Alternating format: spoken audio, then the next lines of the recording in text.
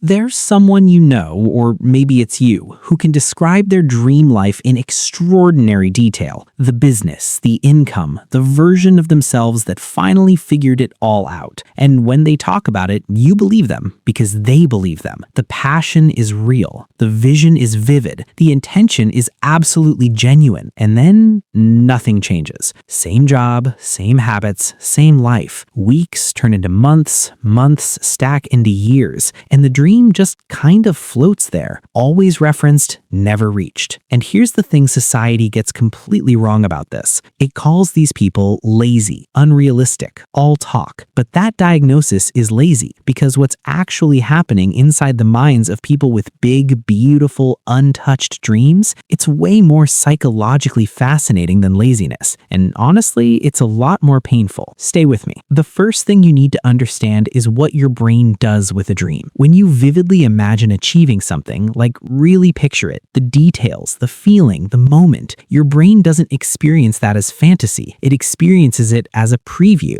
And research from the University of California found something wild. Mental simulation of achieving a goal actually reduces the motivation to pursue it because the brain, in its gloriously efficient way, releases a small hit of satisfaction, like you already made progress. You got the neurological reward without the effort. Psychologists call this mental contrasting failure. When we focus so hard on the destination, we unconsciously register the gap between now and then as stressful. So the brain resolves the tension the easiest way it knows how. It pretends you're closer than you are. And honestly, that's not a character flaw. That's your brain being very good at protecting your energy. It just has terrible timing. But here's where it gets darker. A lot of people who dream loudly aren't avoiding action because they're comfortable. They're avoiding it because they're terrified. Fear of failure doesn't look like trembling in a corner. It looks like research. It looks like I'm still planning. It looks like motivation quotes at 11 p.m. and no movement by noon. Because here's what no one talks about. As long as you haven't tried, you haven't failed.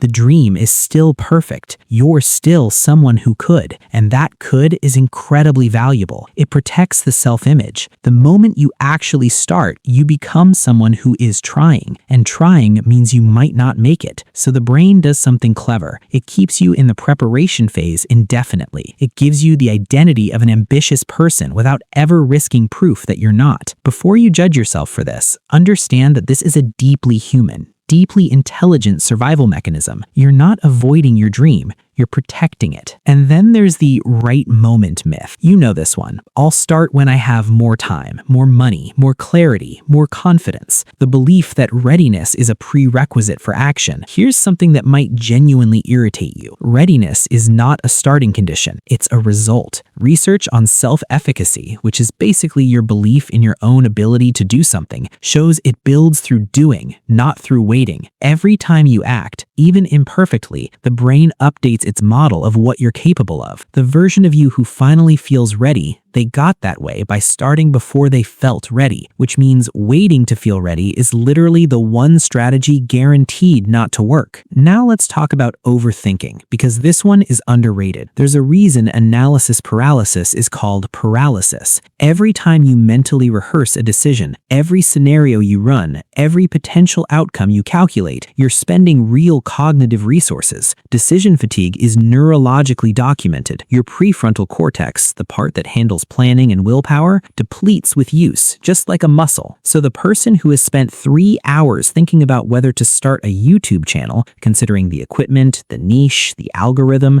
what their coworkers will think, by the time they could actually open a camera app, they're mentally done for the day. The thinking was the effort, and none of it moved anything forward. Overthinking doesn't feel like avoidance. It feels like responsibility, like due diligence. That's what makes it so seductive and so effective at keeping you exactly where you are. Here's the one most people never see coming. Your goals might be completely incompatible with your current identity, not your ambition, your identity, the story you quietly tell yourself about who you are. I'm someone who starts things but doesn't finish them. I'm not really a disciplined person. People like me don't really do things like that. Psychologist Dr. Tasha Urich's research on self-awareness suggests that most people massively overestimate how well they know themselves, and that the gap between who we think we are and who we need to become is is often what kills dreams quietly, invisibly, before they ever get started. Your brain, deeply loyal to the identity you've built, will resist any action that contradicts it, not maliciously, just reflexively, like an immune system attacking something foreign. Real change doesn't just require new habits, it requires becoming a slightly different person, and that is genuinely uncomfortable. You're allowed to find that hard. But maybe the deepest reason of all, and honestly the most poetic, is this: some people are addicted to their potential. The dream, while it remains a dream, is perfect. It exists in a space where nothing has gone wrong yet, where you are still capable of anything, where the best version of your life is still possible. Talking about it gives you that feeling. Planning it gives you that feeling. Even watching videos about it gives you that feeling. Actual work, slow, repetitive, unglamorous, uncertain,